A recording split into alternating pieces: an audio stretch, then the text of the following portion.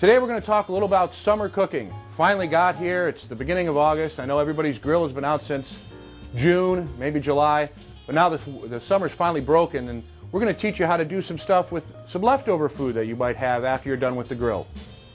Today we have a tenderloin of beef. You could get this anywhere at any of your butcher shops, Wegmans.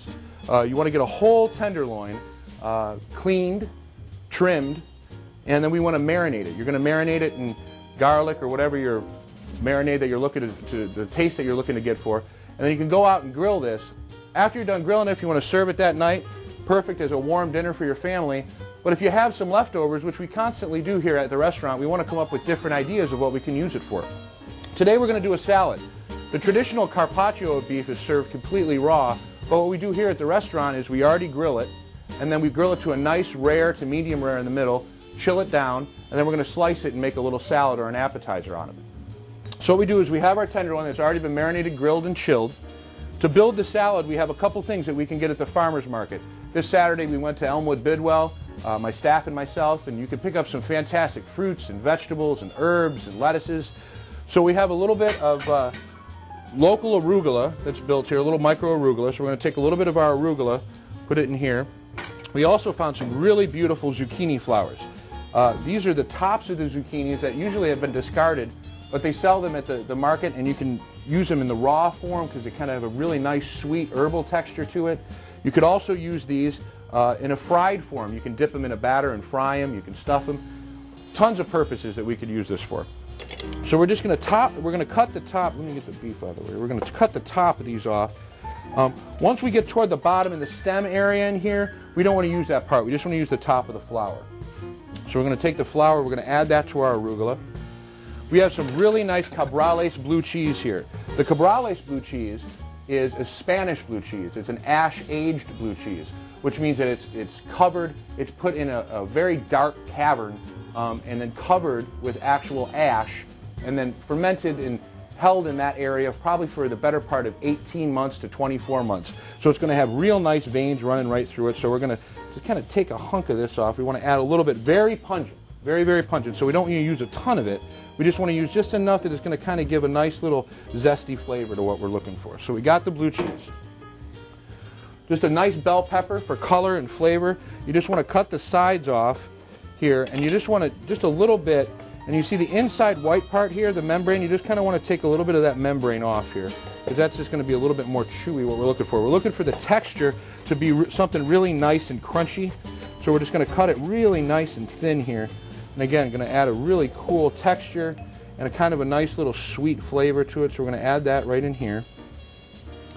Then we have one lemon. We're going to take a zest of just a little part of the lemon and put it in there. Again, just for a little zestiness to it. We want something fresh, and in the summertime we're looking for something a little bit lighter, where in the wintertime we're looking for, you know, a heavier kind of stew. And in Buffalo it gets so warm. It hasn't been so warm this year, but normally it gets so warm that you want something that's going to be nice and fresh and refreshing while you're eating.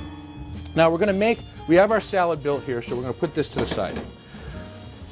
Now we want to make a nice simple vinaigrette for our salad. To do that, Dijon mustard, which is, you know, a really very complementary taste to a beef tenderloin. So we're going to take a little bit, I'd say maybe a tablespoon and a half Dijon mustard. We have some sherry wine vinegar here. You can use champagne vinegar, you can use red wine vinegar. I wouldn't use balsamic, because balsamic, again, is very, very pungent, and with the blue cheese it kind of could overpower what you're trying to do. So we're going to put just a little dollop of the vinegar in. And then we just have some extra virgin olive oil that we're just going to pour in. Mix it together real good. And that's just a real simple vinaigrette that we're going to dress our salad with. So with all that, now we're looking for the tenderloin. So what we want to do is we want to cut ourselves some very thin pieces of the tenderloin. So we're going to get down at the end here, and like I said, it's already been grilled and chilled. You just want to get some nice pieces. And you can see how it's been grilled, but the middle still is nice and medium rare. So we're going to cut some nice pieces off. We're just going to lay them right on the plate here.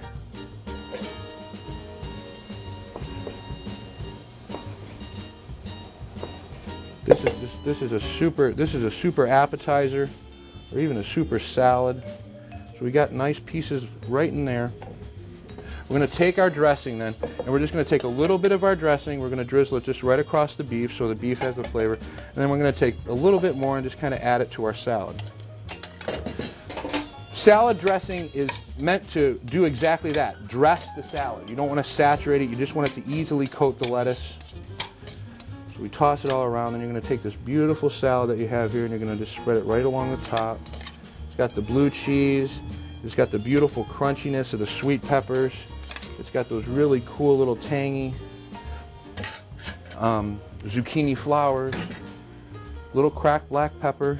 Just want to garnish the outside of the plate with a little bit of pepper. And there you go.